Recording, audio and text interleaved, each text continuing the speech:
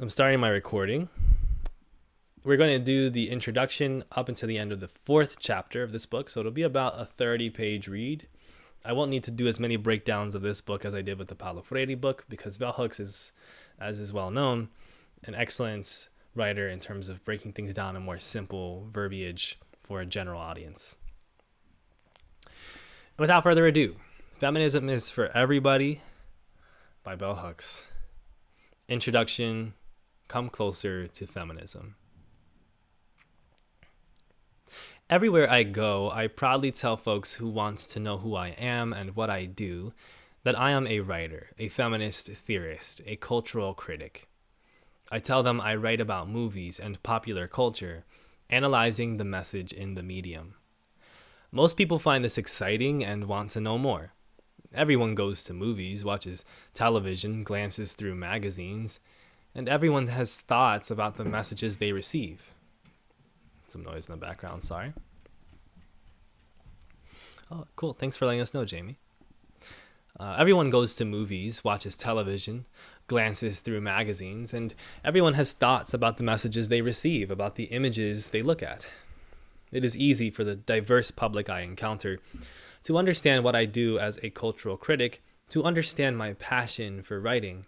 Lots of folks want to write and do. But feminist theory, that's the place where the questions stop. Instead, I tend to hear all about the evil of feminism and the bad feminists, how they hate men, how they want to go against nature and God, how they are all lesbians, how they are taking all the jobs and making the world hard for white men who do not stand a chance. When I ask these same folks about the feminist books or magazines they read, when I ask them about the feminist talks they have heard, about the feminist activists they know, they respond by letting me know that everything they know about feminism has come into their lives third hand. That they really have not come close enough to feminist movements to know what really happens, what it's really about. Mostly, they think feminism is a bunch of angry women who wants to be like men. They do not even think about feminism as being about rights, about women gaining equal rights. When I talk about the feminism I know, up close and personal, they willingly listen, although when our conversations end, they are quick to tell me I am different, not like the real feminists who hate men, who are angry. I assure them I am as real and as radical a feminist as one can be, and if they dare to come closer to feminism, they will see it is not how they have imagined it. Each time I leave one of these encounters, I want to have in my hand a little book so that I can say, read this book, and it will tell you what feminism is, what the movement is about. I want to be holding in my hand a concise, fairly easy to read and understand book. Not a long book, not a book thick with hard to understand jargon and academic language, but a straightforward, clear book, easy to read without being simplistic. From the moment feminist thinking, politics, and practice changed my life, I have wanted this book. I have wanted to give it to the folk I love so that they can understand better this cause, this feminist politics I believe in so deeply. That is the foundation of my political life. I have wanted them to have an answer to the question, what is feminism? That is rooted neither in fear or fantasy. I have wanted them to have this simple definition to read again and again so they know feminism is a movement to end sexism, sexist exploitation, and oppression. I love this definition, which I first offered more than 10 years ago in my book Feminist Theory, From Margin to Center. I love it because it so clearly states that the movement is not about being anti-male. It makes it clear that the problem is sexism. And that clarity helps us remember that all of us, female and male, have been socialized from birth on to accept sexist thought and action. And as a consequence, females can be just as sexist as men. And while that does not excuse or justify male domination, it does mean that it would be naive and wrong-headed or wrong-minded for feminist thinkers to see the movement as simplistically being for women against men. To end patriarchy, another way of naming the institutionalized sexism, we need to be clear that we are all participants in perpetuating sexism until we change our minds and hearts, until we let go of sexist thought and action and replace it with feminist thought and action. Males as a group have and do benefit from the most from patriarchy, from the assumption that they are superior to females and should rule over us. But those benefits have come with a price. In return for all the goodies men receive from patriarchy, they are required to dominate women, to exploit and oppress us, using violence, if they must, to keep patriarchy intact. Most men find it difficult to be patriarchs. Most men are disturbed by hatred and fear of women, by male violence against women, even the men who perpetuate this violence. But they fear letting go of the benefits. They are not certain what will happen to the world they know most intimately if patriarchy changes. So they find it easier to passively support male domination, even when they know in their minds and hearts that it is wrong. Again and again, men tell me they have no idea what it is feminists want. I believe them. I believe in their capacity to change and grow. And I believe that if they knew more about feminism, they would no longer fear it, for they would find in feminist movement the hope of their own release from the bondage of patriarchy. It is for these men, young and old, and for all of us, that I have written this short handbook, the book that I have spent more than 20 years longing for. I had to write it because I kept waiting for it to appear, and it did not. And without it, there was no way to address the hordes of people in this nation who are daily bombarded with anti-feminist backlash, who are being told to hate and resist a movement that they know very little about. There should be so many little feminist primers, easy-to-read pamphlets and books, telling us all about feminism, that this book would be just another passionate voice speaking out on behalf of feminist politics. There should be billboards, ads in magazines, ads on buses, subways, trains, television commercials, spreading the word, letting the world know more about feminism. We are not there yet. But this is what we must do to share feminism, to let the movement into everyone's mind and heart. Feminist change has already touched all our lives in a positive way. And yet we lose sight of the positive when all we hear about feminism is negative. When I began to resist male domination, to rebel against patriarchal thinking, and to oppose the strongest patriarchal voice in my life, my mother's voice, I was still a teenager, suicidal, depressed, uncertain about how I would find meaning in my life and a place for myself. I needed feminism to give me a foundation of equality and justice to stand on. Mama has come around to feminist thinking. She sees me and all her daughters, we are 6, living better lives because of feminist politics. She sees the promise and hope in feminist movement. It is that promise and hope that I want to share with you in this book, with everybody. Imagine living in a world where there is no domination, where females and males are not alike or even always equal, but where a vision of mutuality is the ethos shaping our interaction. Imagine living in a world Imagine living in a world where we can all be who we are, a world of peace and possibility. Feminist revolution alone will not create such a world. We need to end racism, class elitism, imperialism.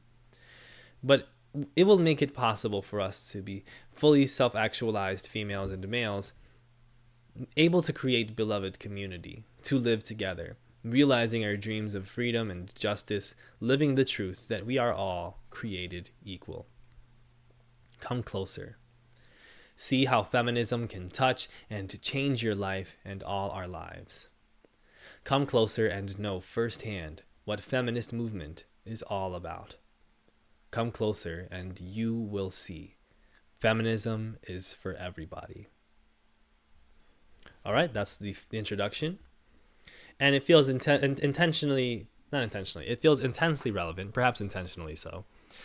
We are living in a current time in politics where it's basically ripped out of the headlines. This idea of we have to cleanse our schools of these, social justice warriors is the term they used to use. Wokeism is now the term that they want to use. Libs is a term that has been used.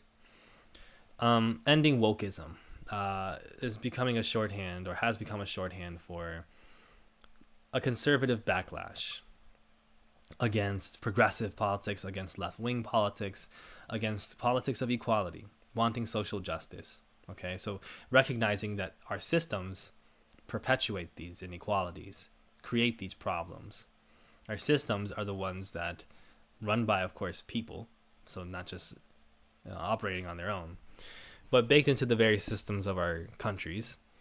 Our systems, through bad legislation, through through economic foundations, through cultural legacies, etc., that all serve to perpetuate domination, that make it so that there is still a much more difficult time for people of color and and women, of course, feminists, trans people, people of the LGBTQ plus community, to live a life that is not dominated by somebody else, and that is not constantly judged and dictated by people who are fundamentally afraid of their identities and against them, right? We live in a world where red pills are still being passed out like candy to young, unsuspecting boys who want nothing more than to feel like they have power, and think that the only way to do so is to block off the parts of themselves that have empathy and further entrench themselves in the chaos and recklessness and destruction of the ideologies that hold our systems together. Simply be a worse person and you will have more success. Capitalism is not a term that she used there. She uses it in other places. But ultimately, when we have systems that dictate that one must succeed at the expense of others, which is what we have, that will have so many reflections in different areas.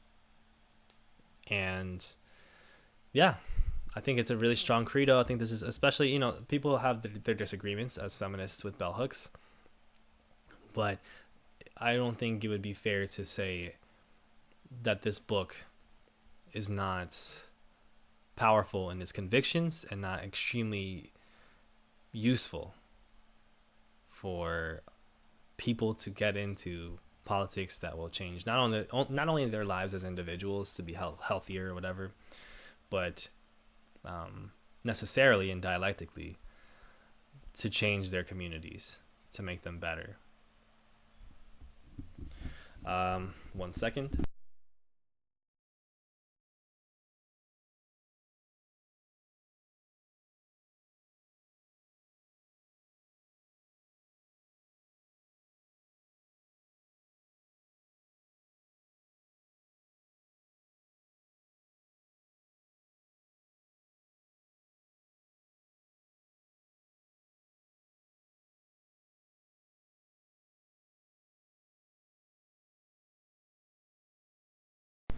All right, let's get on.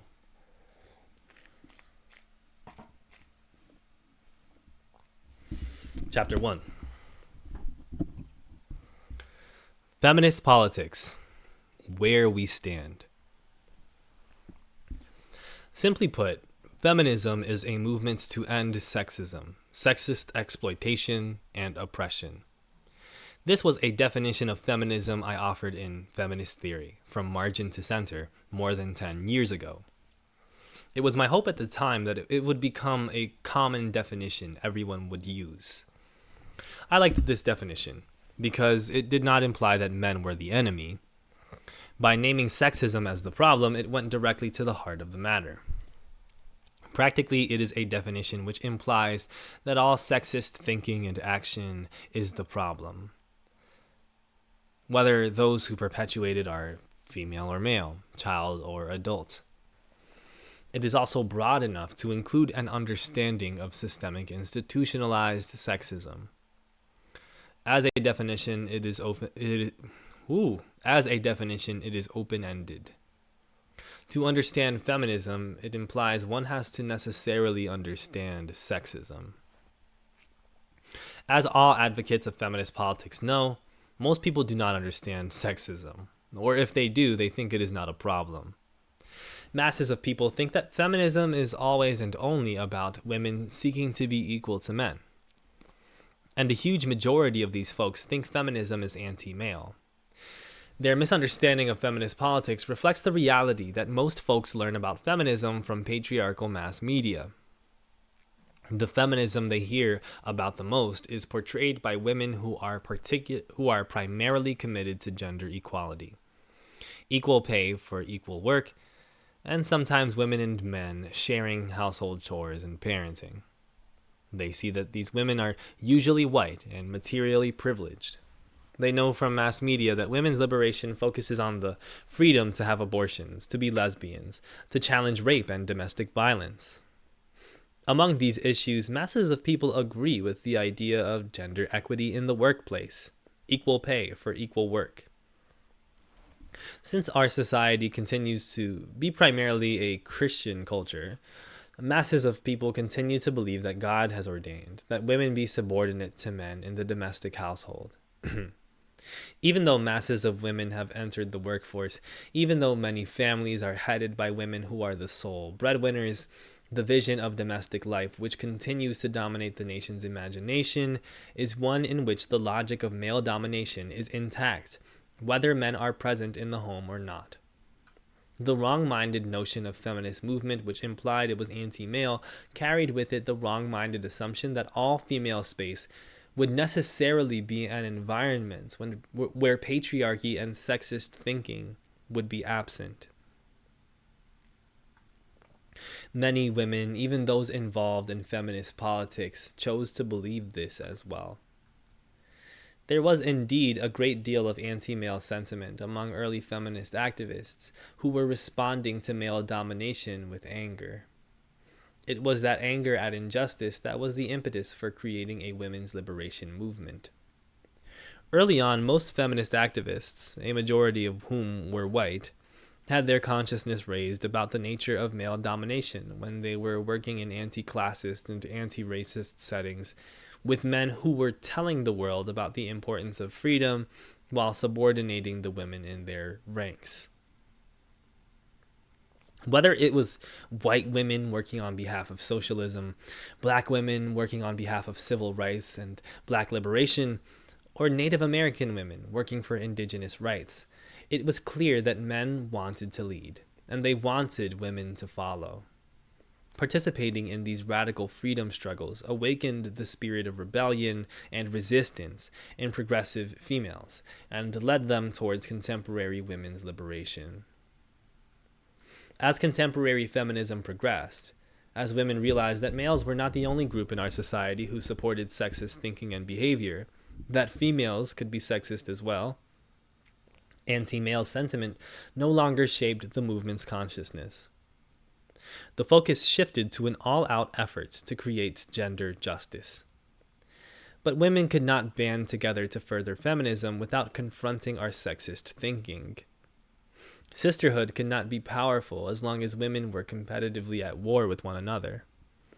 Utopian visions of sisterhood, based solely on the awareness of the reality that all women were in some way victimized by male domination, were disrupted by discussions of class and race. Discussions of class differences occurred early on in contemporary feminism, preceding discussions of race. Diana Press published revolutionary insights about class divisions between women as early as the mid-70s in their collection of essays, Class and Feminism. These discussions did not trivialize the feminist insistence that sisterhood is powerful. They simply emphasized that we could only become sisters in struggle by confronting the ways women, through sex, class, and race, dominated and exploited other women, and created a political platform that would address these differences. Even though individual black women were active in contemporary feminist movement from its inception, they were not the individuals who became the stars of the movement, who attracted the attention of mass media. Often, individual black women active in feminist movement were revolutionary feminists, like many white lesbians.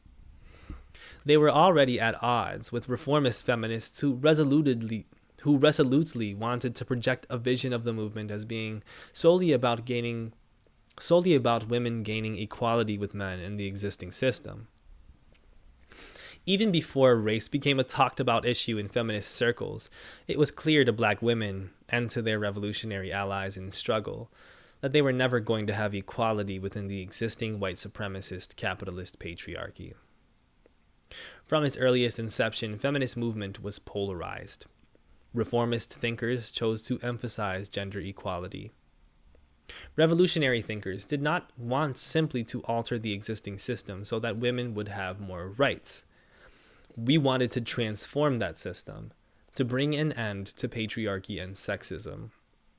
Since patriarchal mass media was not interested in the more revolutionary vision, it never received attention in mainstream press. The vision of women's liberation, which captured and still holds the public imagination, was the one representing women as wanting what men had. And this was the vision that was easier to realize. Changes in our nation's economy, economic depression, the loss of jobs, etc., made the climate ripe for our nation's citizens to accept the notion of gender equality in the workforce. Given the reality of racism, it made sense that white men were more willing to consider women's rights when the granting of those rights could serve the interests of maintaining white supremacy. We can never forget that white women began to assert their need for freedom after civil rights, just at the point when racial discrimination was ending, and black people, especially black males, might have attained equality in the workforce with white men. Reformist feminist thinking, focusing primarily on equality with men in the workforce, overshadowed the original radical foundations of contemporary feminism, which called for reform as well as overall restructuring of society so that our nation would be fundamentally anti-sexist. Most women, especially privileged white women, ceased even to consider revolutionary feminist visions once they began to gain economic power within the existing social structure. Ironically, revolutionary feminist thinking was the most accepted and embraced in academic circles. In those circles, the production of revolutionary feminist theory progressed, but more often than not, that theory was not made available to the public. It became and remains a privileged discourse available to those amongst us who are highly literate, well-educated, and usually materially privileged.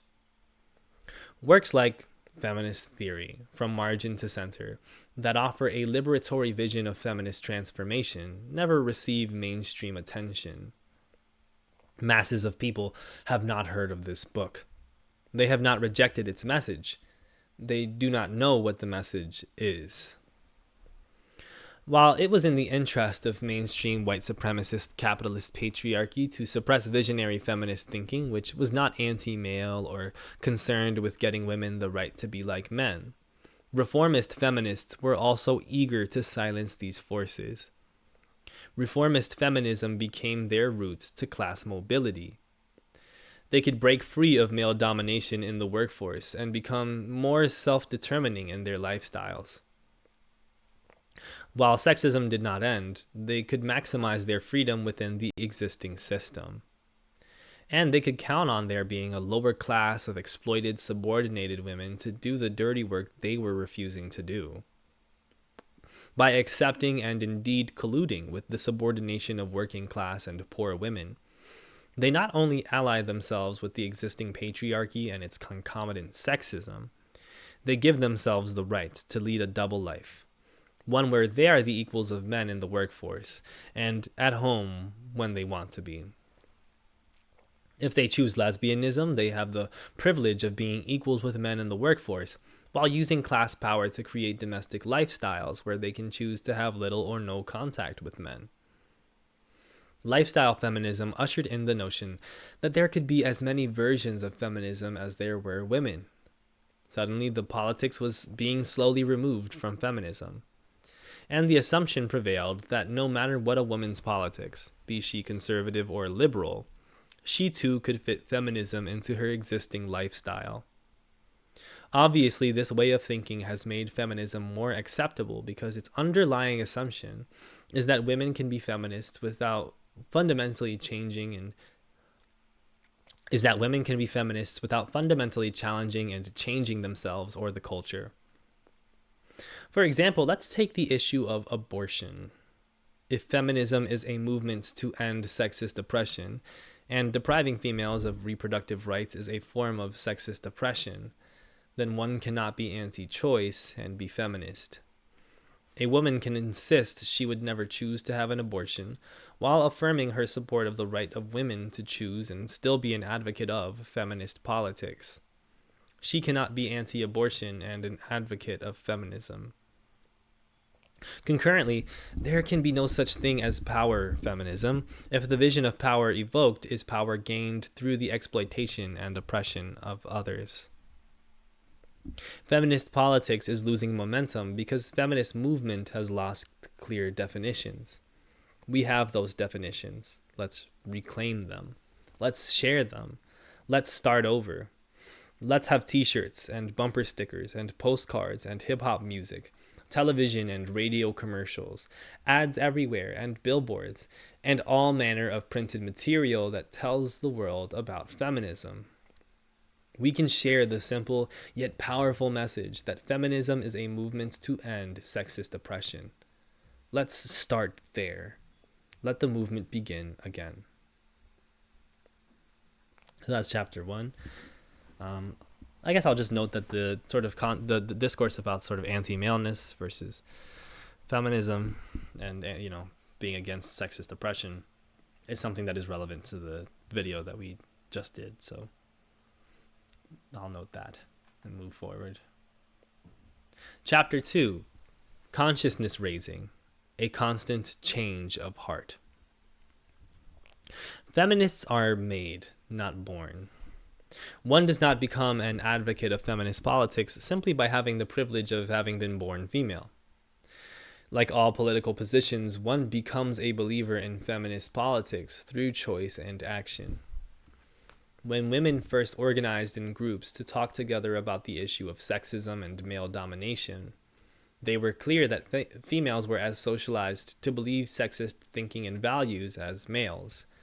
The difference being simply that males benefited from sexism more than females and were, as a consequence, less likely to want to surrender patriarchal privilege. Before women could change patriarchy, we had to change ourselves.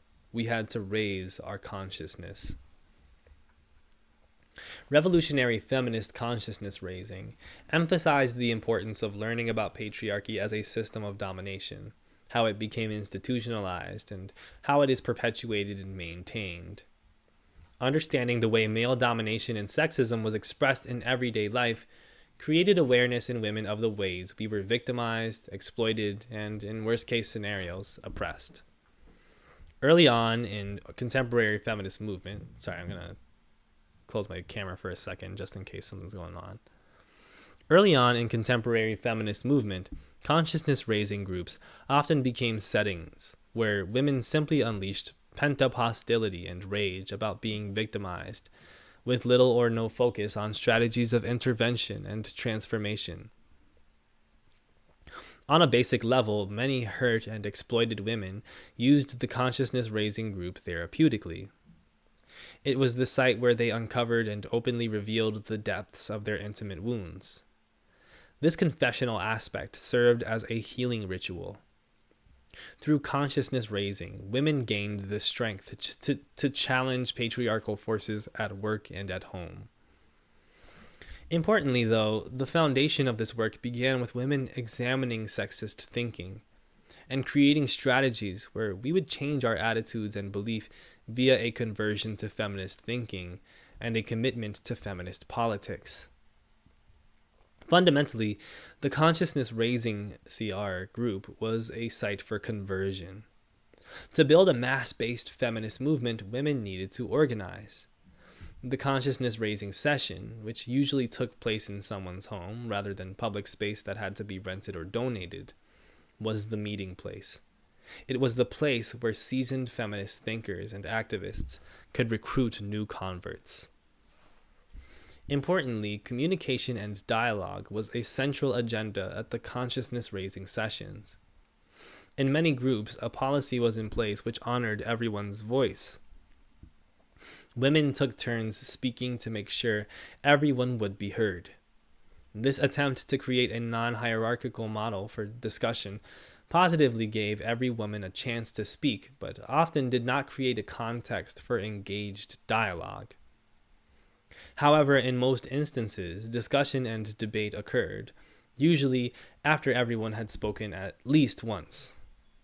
Argumentative discussion was common in CR groups, as it was the way we sought to clarify our collective understanding of the nature of male domination.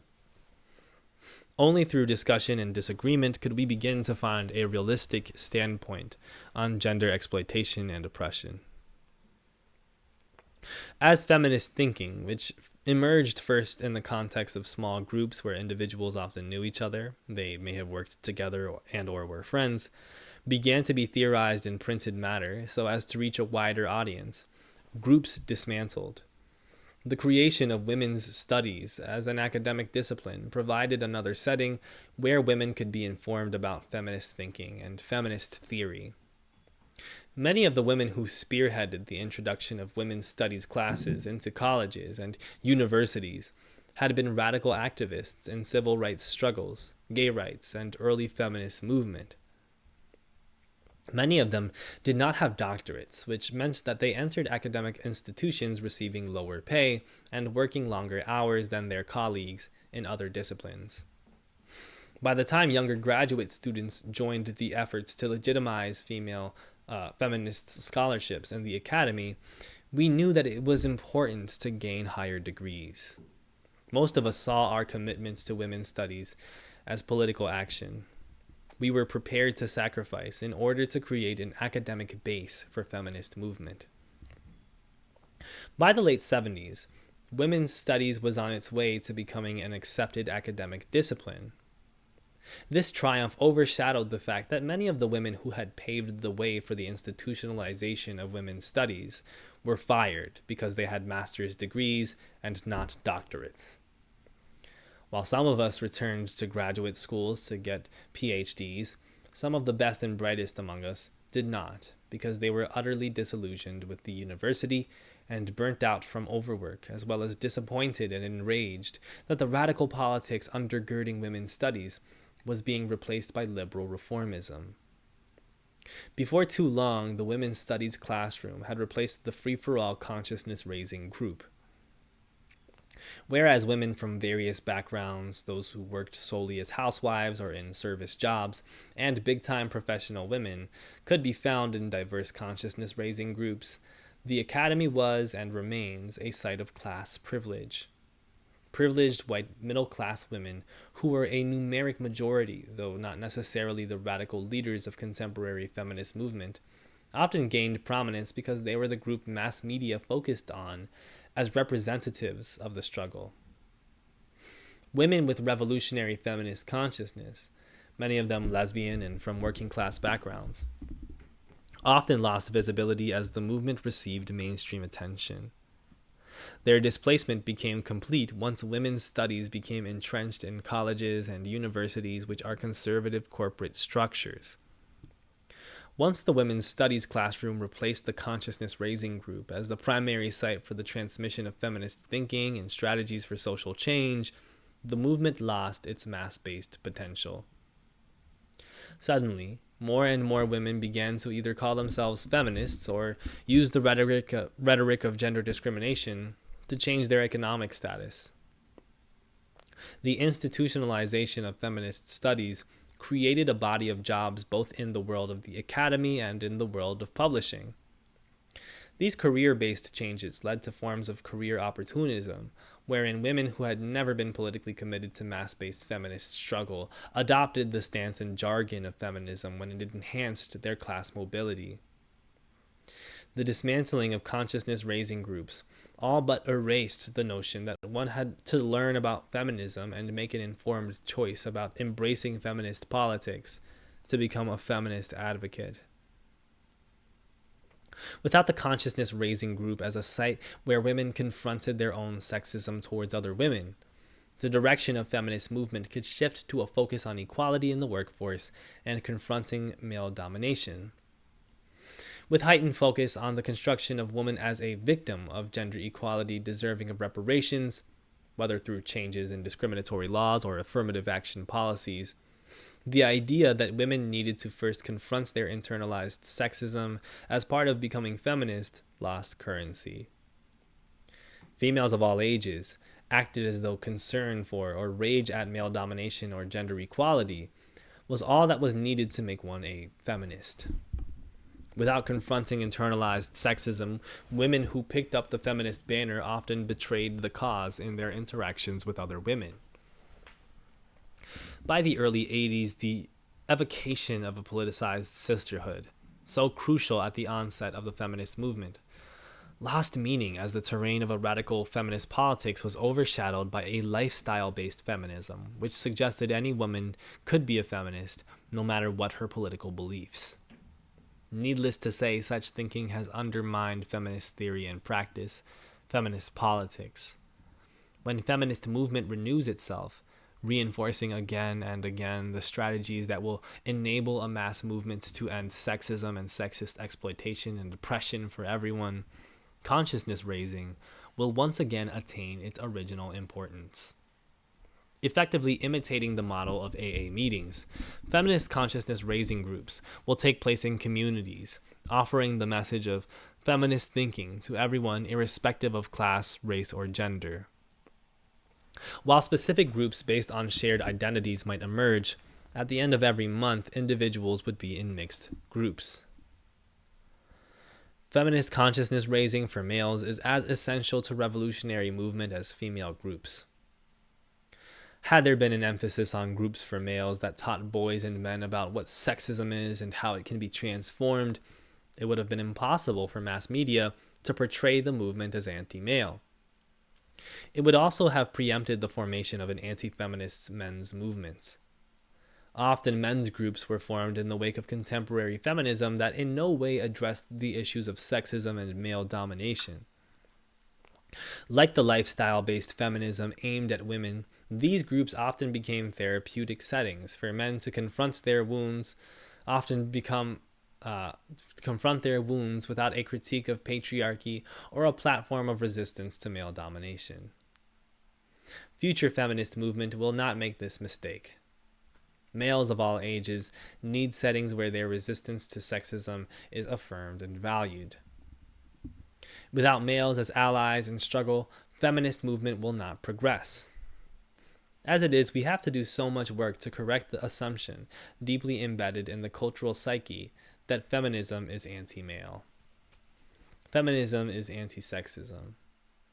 A male who has divested of male privilege, who has embraced feminist politics, is a worthy comrade in struggle, in no way a threat to feminism. Whereas a female who remains wedded to sexist thinking and behavior infiltrating feminist movement is a dangerous threat. Significantly, the most powerful intervention made by consciousness-raising groups was the demand that all females confront their internalized sexism, their allegiance to patriarchal thinking and action, and their commitment to feminist conversion. That intervention is still needed. It remains the necessary step for anyone choosing feminist politics. The enemy within must be transformed before we can confront the enemy outside. The threat, the enemy, is sexist thought and behavior. As long as females take up the banner of feminist politics without addressing and transforming their own sexism, ultimately the movement will be undermined. And that's chapter 2.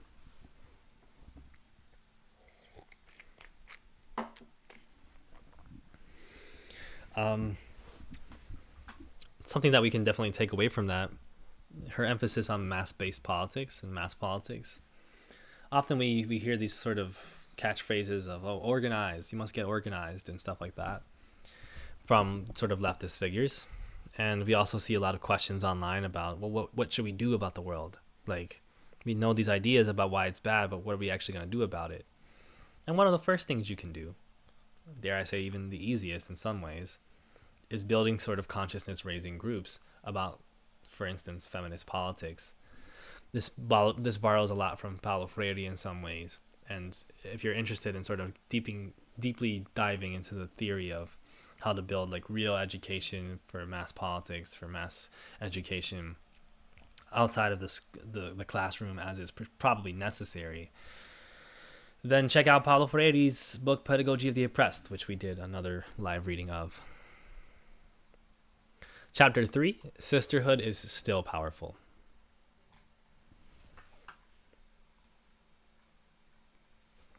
When the slogan Sisterhood is Powerful was first used, it was awesome. I began my full-fledged participation in feminist movement my sophomore year in college.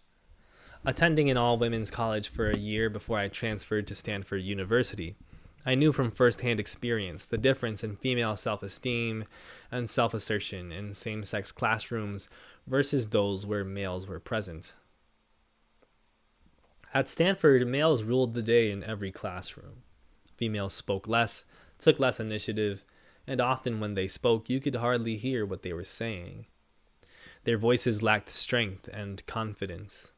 And to make matters worse, we were told time and time again by male professors that we were not as intelligent as the males, that we could not be great thinkers, writers, and so on. These attitudes shocked me since I had come from an all-female environment where our intellectual worth and value was constantly affirmed by the standard of academic excellence our mostly female professors set for us and themselves.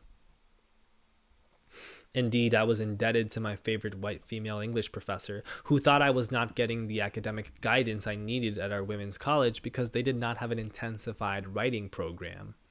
She encouraged me to attend Stanford. She believed that I would someday be an important thinker and writer. At Stanford, my ability was constantly questioned. I began to doubt myself. Then feminist movement rocked the campus. Female students and professors demanded an end to discrimination based on gender inside and outside the classroom. Wow, it was an intense and awesome time. There I took my first women's studies class with the writer Tilly Olson, who compelled her students to think first and foremost about the fate of women from working class backgrounds.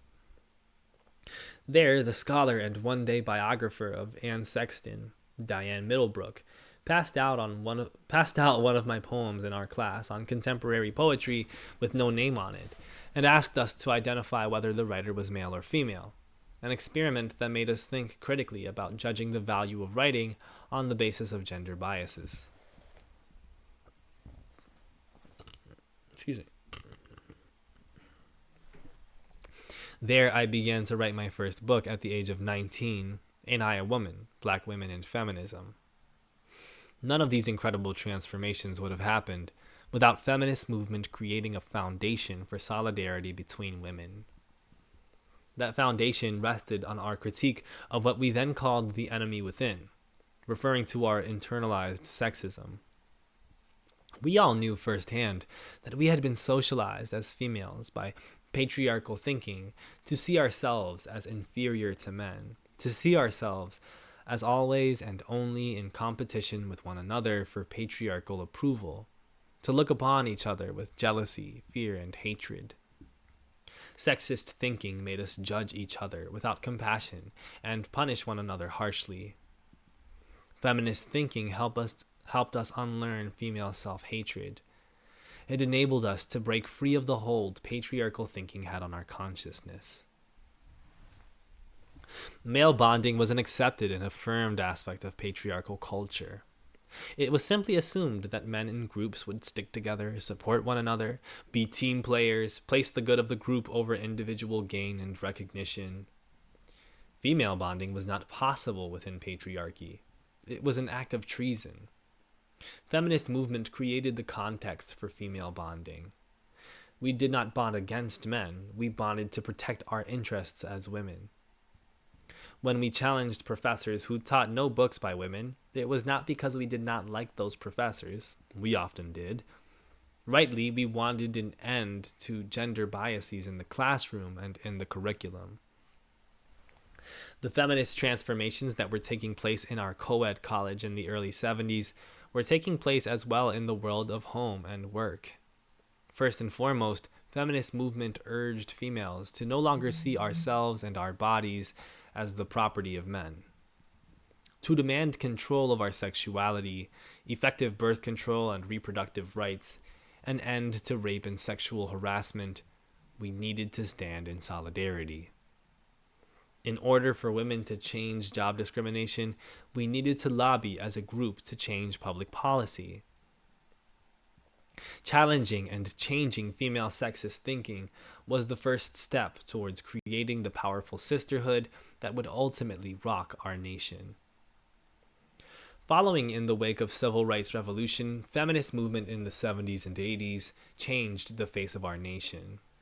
The feminist activists who made these changes possible cared for the well-being of all females. We understood that political solidarity between females expressed in sisterhood goes beyond positive recognition of the experiences of women and even shared sympathy for common suffering. Feminist sisterhood is rooted in shared commitment to struggle against patriarchal injustice, no matter the form that injustice takes.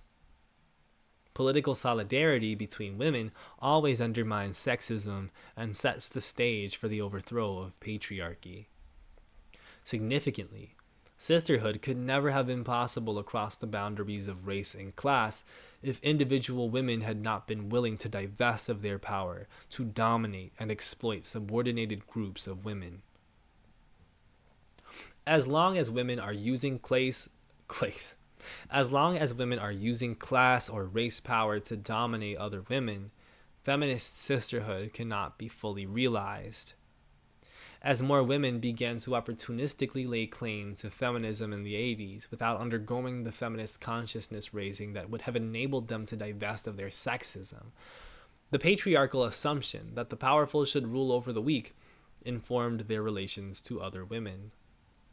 As women, particularly previously disenfranchised, privileged white women, began to acquire class power without divesting of their internalized sexism, divisions between women intensified. When women of color critiqued the racism within the society as a whole and called attention to the ways that racism had shaped and informed feminist theory and practice, many white women simply turned their backs on the vision of sisterhood, closing their minds and their hearts. And that was equally true when it came to the issue of classism among women. Curly Cat, you're funny. Also, hello, Moni. Thank you for re-upping your membership.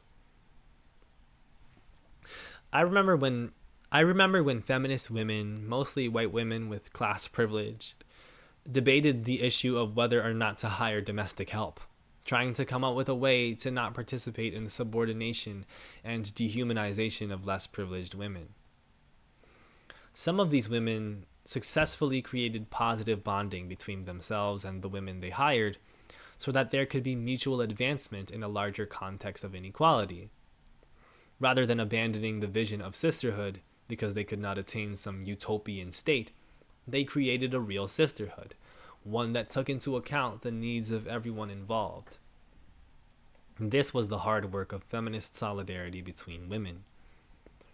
Sadly, as opportunism within feminism intensified, as feminist gains became commonplace and were therefore taken for granted, many women did not want to work hard to create and sustain solidarity.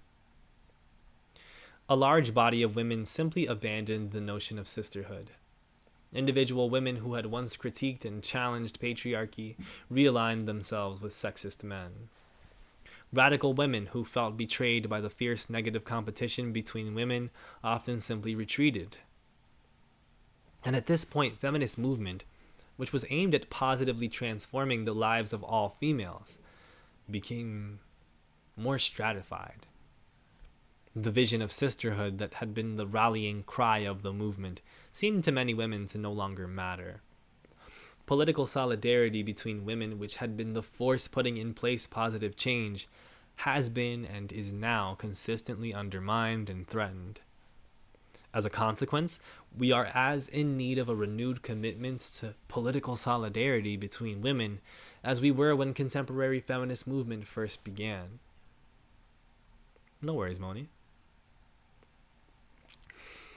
When contemporary feminist movement first began, we had a vision of sisterhood with no concrete understanding of the actual work we would need to do to make political solidarity a reality.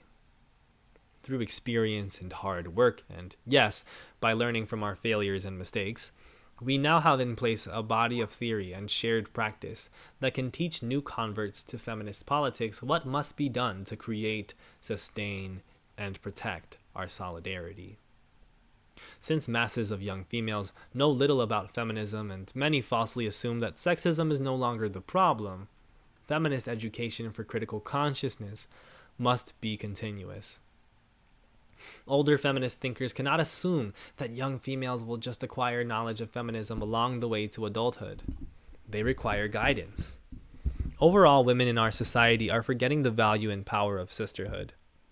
Renewed feminist movement must once again raise the banner high to proclaim anew sisterhood is powerful. Radical groups of women continue our commitment to building sisterhood, to making feminist political solidarity between women an ongoing reality. We continue the work of bonding across race and class. We continue to put in place the anti-sexist thinking and practice, which affirms the reality that females can achieve self-actualization and success without dominating one another. And we have the good fortune to know, every day of our lives, that sisterhood is concretely possible, that sisterhood is still powerful. I really love that chapter. It really makes me sort of a lot of this book in general sort of makes me reflect on sort of the onlineness of leftism as we engage with it, and how much of that sort of erodes at our ability to build genuine bonds with each other, because we all seem more so in competition with each other to prove that we have the right politics and that others don't, and that the politics that people are displaying on the left or otherwise are insufficient for us to work in collectives. That there's no potential for working in collectives because people are bad. Even the leftists that might agree with us on a lot of things. And I don't want to be one of those like, oh, we should all hold hands and work together people, because there are plenty of ways in which these disagreements and personality issues, frankly, are too wrong-headed, too problematic, that are fundamentally anti sisterhood in this case, anti-collective work, that fundamentally undermine the struggle. But we shouldn't be as often ready to prove this of others. This book was published. Somebody help me out in the chat. I'm gonna read now the final chapter of today's stream. Feminist Education for Critical Consciousness. This is chapter 4.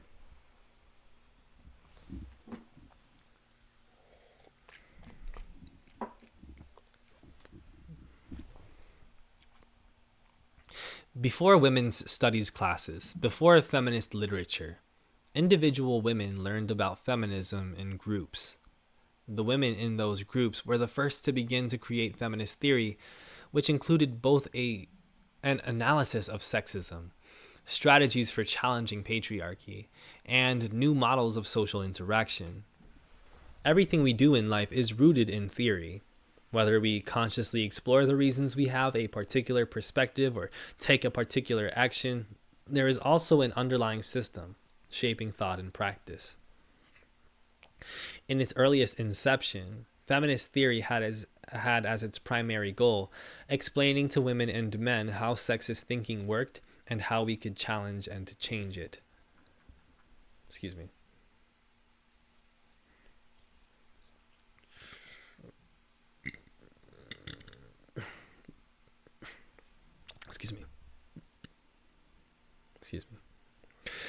In those days, most of us had been socialized by parents and society to accept sexist thinking. We had not taken time to figure out the roots of our perceptions. Feminist thinking and feminist theory urged us to do that. At first, feminist theory was made available by word of mouth or in cheaply put together newsletters and pamphlets. The development of women's publishing, where women wrote, printed, and controlled production on all levels, including marketing, became the site for the dissemination of feminist thinking. While my first book, Ain't I a Woman? Black Women in Feminism, written in the 70s and published in 1981, was produced by a small socialist collective, South End Press, at least half of its members were feminist women, and all its members were anti-sexist. Producing a body of feminist literature, coupled with the demand for the recovery of women's history, was one of the most powerful and successful interventions of contemporary feminism. In all spheres of literary writing and academic scholarship, works by women had historically received little or no attention as a consequence of gender discrimination. Remarkably, when the feminist movement exposed biases in curriculum, much of this forgotten and ignored work was rediscovered. The formation of women's studies programs in colleges and universities provided institutional legitimation for academic focus on work by women. Following in the wake of Black studies, women's studies became the place where one could learn about gender, about women, from a non-biased perspective. Contrary to popular stereotypes, professors in women's studies classes did not and do not trash work by men. We intervene on sexist thinking by showing that women's work is often just as good, as interesting, if not more so, as work by men. So-called great literature by men is critiqued only to show the biases present in the assessment of aesthetic value. I have never taken a women's studies course or heard about one where works by men were deemed unimportant or irrelevant. Feminist critiques of all male canons of scholarship or literary work expose biases based on gender. Importantly, these exposures were central to making a place for the recovery of women's work and a contemporary place for the production of new work by and about women. Feminist movement gained momentum when it found its way into the academy. In classrooms all over the nation, young minds were able to learn about feminist thinking, read the theory, and use it in their academic explorations. When I was a graduate student preparing to write a dissertation, feminist thinking allowed me to choose to write about a Black woman writer who was not widely read at the time, Toni Morrison. Very little serious literary scholarship had been done on works by Black women writers prior to feminist movement. When Alice Walker acquired fame, she participated in the recovery of the work of writer Zora Neale Hurston, who shortly became the most canonized Black woman writer in American literature. Feminist movement created a revolution when it demanded respect for women's academic work, recognition of that work past and present, and an end to gender biases in curriculum and pedagogy. The institutionalization of women's studies helped spread the word about feminism.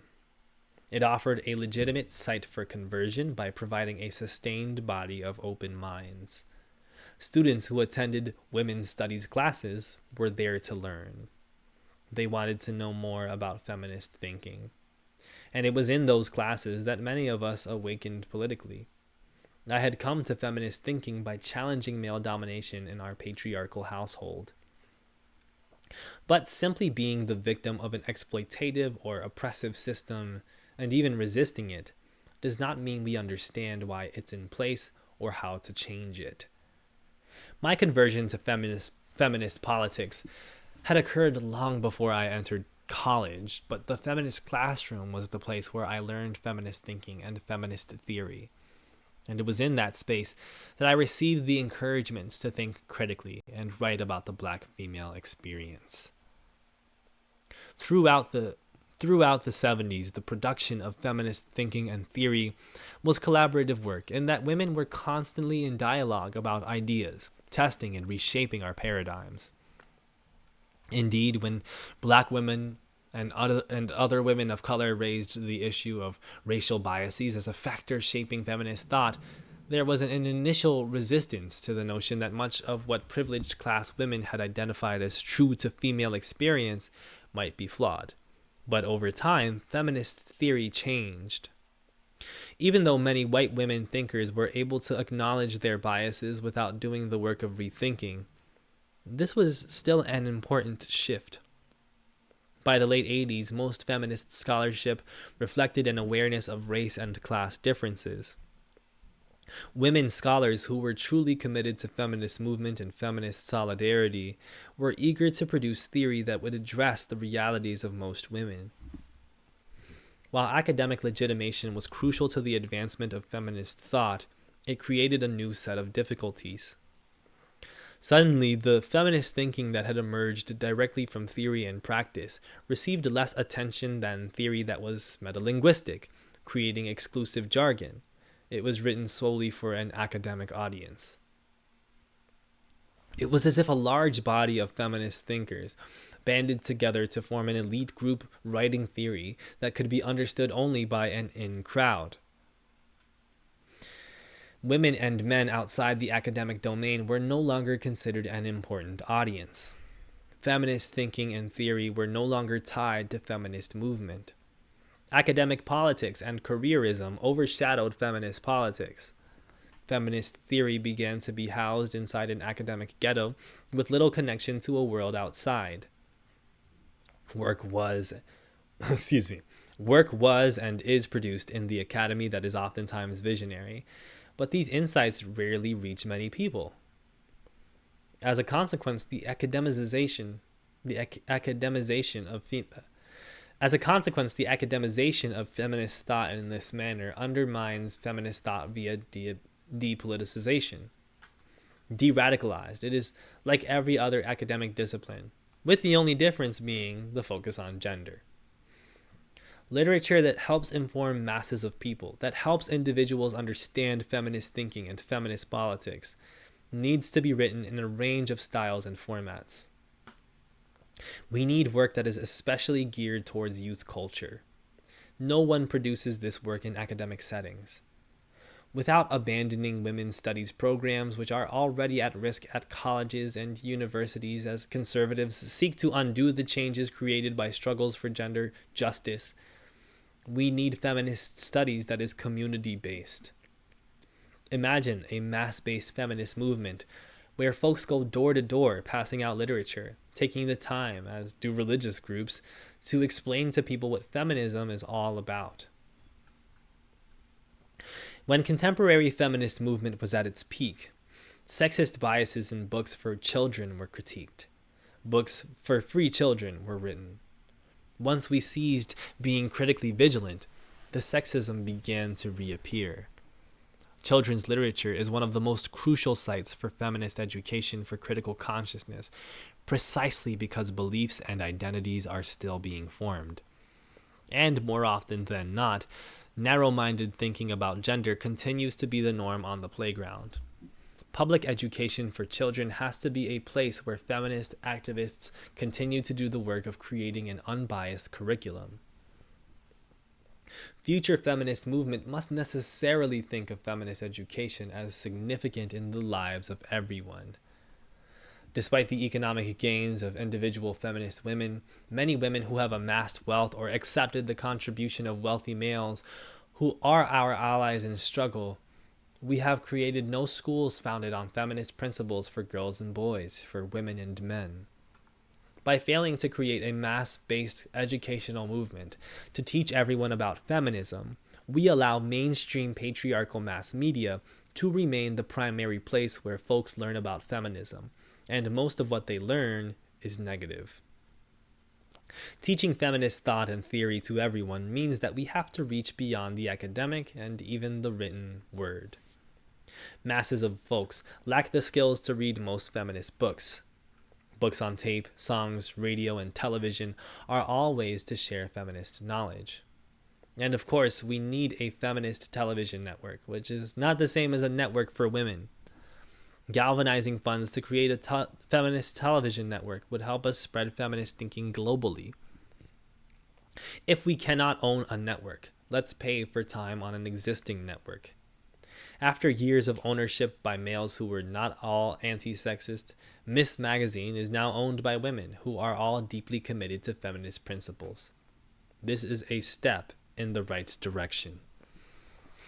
If we do not work to create a mass-based movement which offers feminist education to everyone, females and males, feminist theory and practice will always be undermined by the negative information produced in most mainstream media. The citizens of this nation cannot know the positive contributions feminist movement has made to all our lives if we do not highlight these gains. Constructive feminist contributions to the well-being of our communities and society are often appropriated by the dominant culture, which then projects negative representations of feminism. Most people have no understanding of the myriad ways feminism has positively changed all our lives. Sharing feminist thought and practice sustains feminist movement. Feminist knowledge is for everybody. And that's the last of what we'll be reading today. I really love that chapter. I love how it kind of highlights also and emphasizes the need for crowdfunding and for collective action. Rather than wait for the patronage of wealthy people, we have to make a distinguishment because not all money is the same. Not all funding is the same. And often there can be much more sustainability and even strength short-term in projects that are funded by the crowd, by mutual aid, by large collective pools of money. We have the potentiality to do this even in today's day and age. Even if we have to use corporate apps like Patreon, we should very much be thinking about what we can crowdfund to create that will sustain people.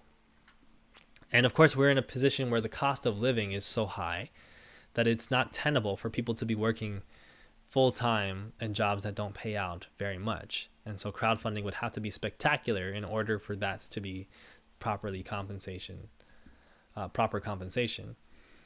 at the very least, we can provide people with projects, one-off projects, continuous projects, magazines, channels that can be focused on a collective consciousness raising. And this is something that I'm really fascinated by. That's the first 4 chapters, as well as the introduction of Feminism is for Everybody by Bell Hooks. Thanks for watching. I look forward to reading further on in this book. I will announce a date later on my community posts. Additionally, this recording will be uploaded on the Reading with Elliot channel, which I will also put in the community posts. Thanks for everybody's support, and take care.